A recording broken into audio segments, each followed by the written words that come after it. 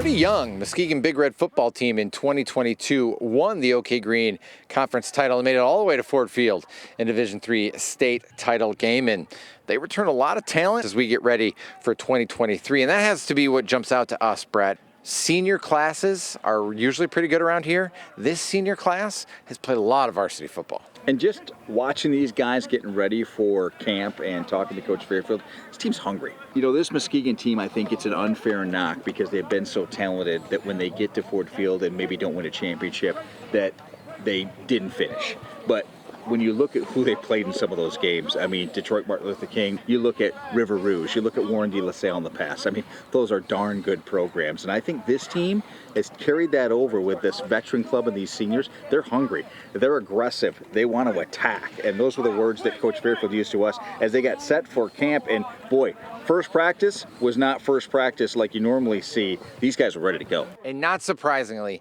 getting so close to that state championship and having so many guys back, that's just increased their desire. Our motivation definitely is to continue what the seniors left on with us and to continue to put in the younger guys and continue to lead and be the best seniors that we can be so we can go back to the spot that we was at last year, but at the end go with a ring at the end and a big trophy. So I think just coming in every day positive with a lot of energy. All of our ability to just have the same goal and want to win instead of going somewhere and just want to be there to just play. We want to win everything that we do and want to be the best at everything we do. And that's something I learned with being with this class. I couldn't ask for a better group of guys. We came out here Monday for practice, and it was like we never left with the experience that we have.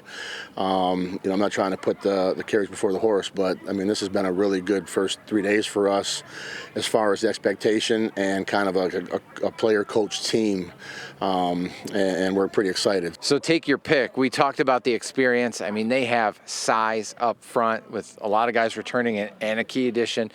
But speed, to me, I mean, we talk about Destin Piggy and Jake Price. I think team speed is going to be a huge factor for Muskegon. And we start to sort out a little bit who our top teams are going to be in the area. We've visited some already as we go through this tour, but I think you've got to look at Muskegon, and for the numbers they have, over 40 on varsity, and the veteran experience they have, and the depth. I think that's a quality that maybe puts the Big Reds in that number 1 or number 2 category in the area, the depth that they have in experience returning. Yeah, and it's not new. Muskegon always plays the toughest schedule they can find. Usually it's the best schedule in the area, and sometimes the state. No different this year. They'll open here at Hackley Stadium against Rockford. Yep. Then defending Division II state champ Warren de La Salle comes to town. Going to be a fun team to keep our eye on in 2023. Coming up tonight on Fox 17 at News at 10, Remy Monahan checking in with Mona Shores.